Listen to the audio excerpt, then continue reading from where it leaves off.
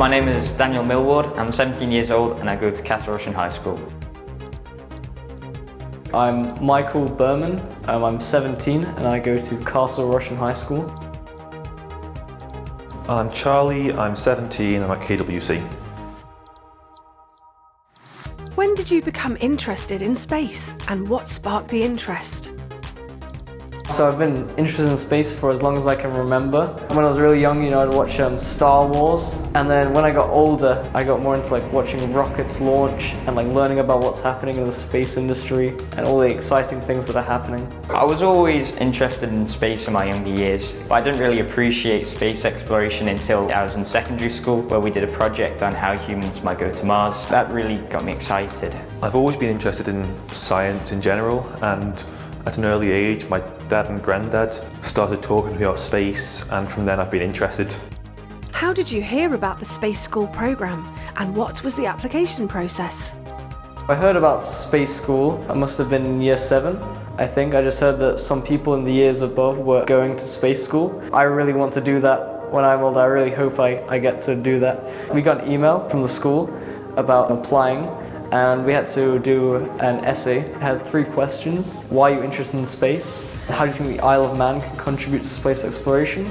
And then whether we should go to the moon or Mars first. I wrote that essay and I submitted it, and about a week later I found out that I'd got a 3rd place scholarship with Mansat. Unfortunately, they can only give 2 guaranteed scholarships for every year. So I had to go through an at-large entry process, which was a little bit different than the other boys.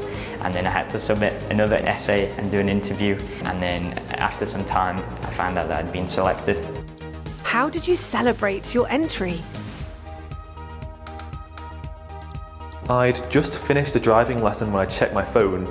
I see the email and I'm just sat in the car with my dad, and I got very excited. I was over the moon when I heard that I got into Space School, but I was holding my breath for Daniel to get in. Me and Michael were on the way back from Kirby Garden Centre on the bus. We'd just gone to get our mum some flowers for Mother's Day. And I just got off the bus and I got an email on my phone saying that I'd been accepted to the Space School. I was over the moon. I gave Michael a call straight away, and then my mum proceeded to go and phone everybody in her contacts that I'd finally got in.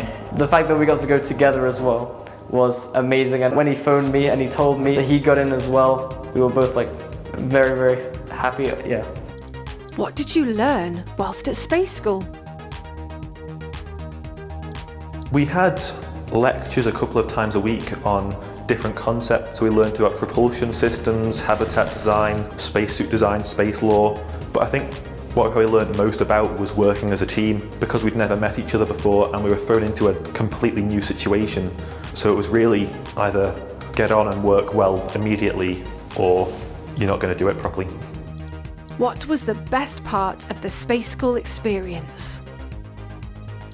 Meeting the industry experts such as Chris Hadfield, Mr. George Abbey, who's the ex-director of NASA, Dr. John White, who talked about Alcubierre warp drives and M drives, which was going into near future propulsion. He did a lecture on that. Meeting all the cool people, so many cool people from all around the world. We've made some lifelong friends. And then, of course, the speakers, these were some insane people. It's just incredible that we got to meet them. Chris Hadfield has been a bit of a hero of mine since I was younger. I remember me and my mum used to watch his astronaut training program. So meeting these people in real life and hearing from their experiences, I think, was probably the best bit. We got an opportunity to go and see some rockets, go and see the Neutral Buoyancy Lab, which is where NASA tests all their future prototypes for training astronauts and lander designs in this huge pool, and that was amazing. And we got a tour of the Saturn V from the former director of Johnson Space Center, George Abbey, which was an amazing experience. Can you give us an overview of the Space School experience? The Space School lasted about 2.5 weeks, and we stayed with different host families. A typical week for us really would be waking up at the crack of dawn and going down to the University of Clear Lake, Texas, which is where we had our space school. Basically, our goal was to plan a mission to Mars. A typical day at Space School, we'd go into our teams, do some work planning the mission, and then we'd get speakers who'd come in and give talks on various things, things from the whole wide range of space exploration. And then we would also go on different sorts of school trips. So we had trips to the Neutral Buoyancy Lab, which was really cool, where they had a mock-up of the ISS. We went to the Johnson Space Center, and then in the evenings really, we'd have social things. So we played a game against the NASA All-Star football team, which we heard were very good, but unfortunate to them, I think they lost at 9-8 or something. It was a very intense game.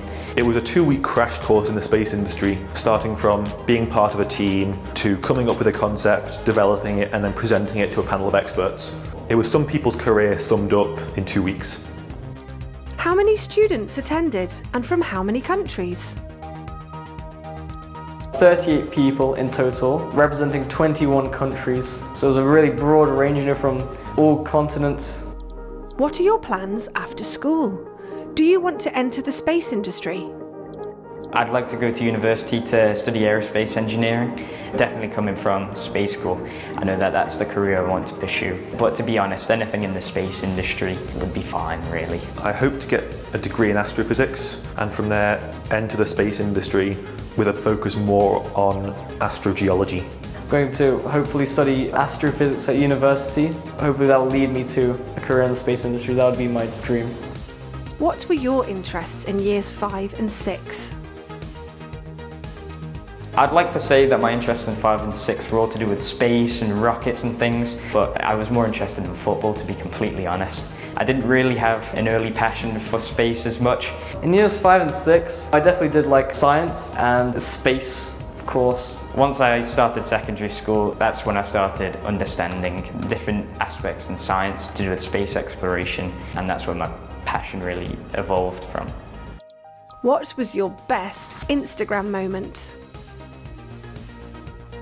I think it had to be the Saturn V rocket. It's something I'd read about for so long, and seeing it in person and being able to see it up close and learn about it was incredible. We called Michael the Pickle Boy, because every day we'd get these lunch boxes from the local deli, and every time we had pickles in them, and nobody liked pickles except for Michael, so we all gave him our pickles. That was it really. We just called him the Pickle Boy from then. I licked the Falcon 9 booster that went to space.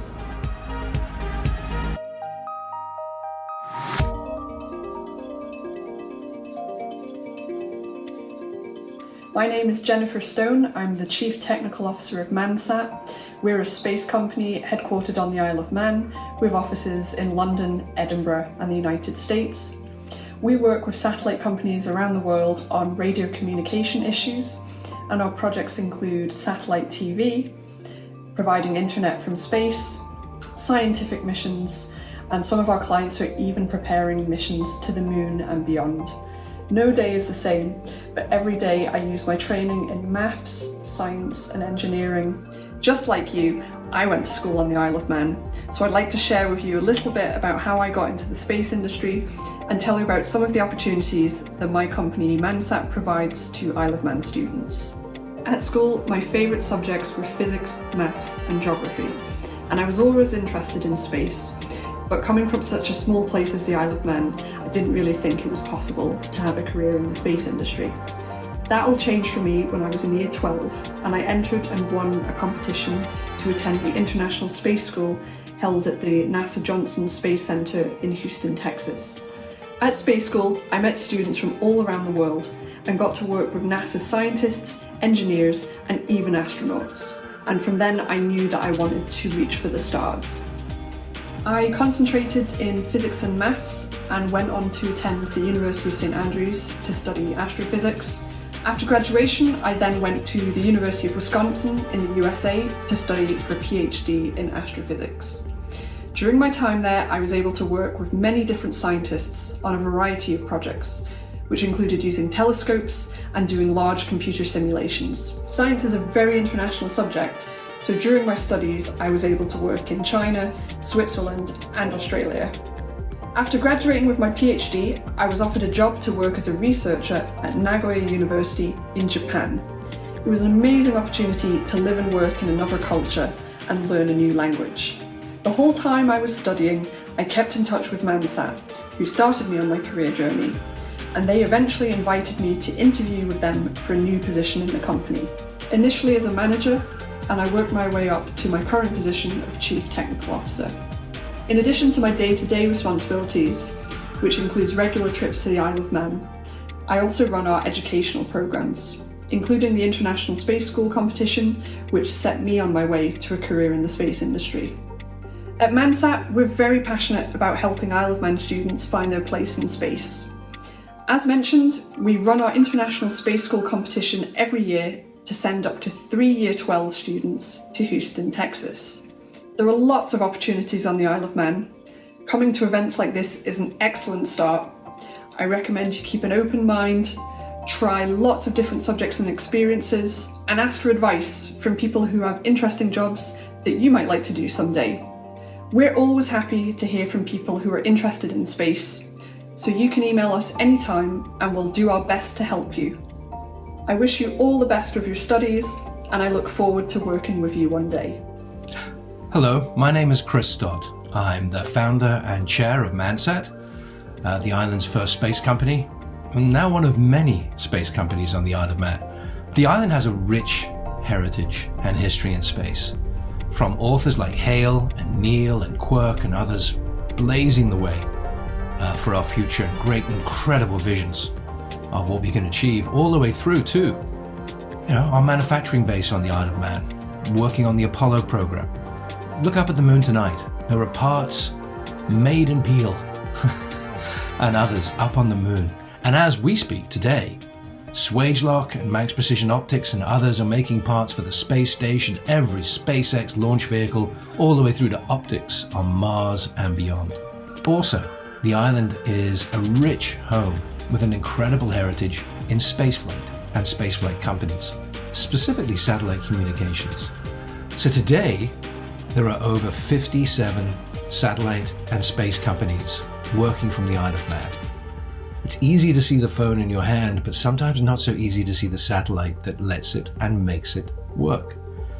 Manx companies today help provide broadband to over 4 billion people around the world, help track ships at sea, guide aircraft to where they need to go, and so much more.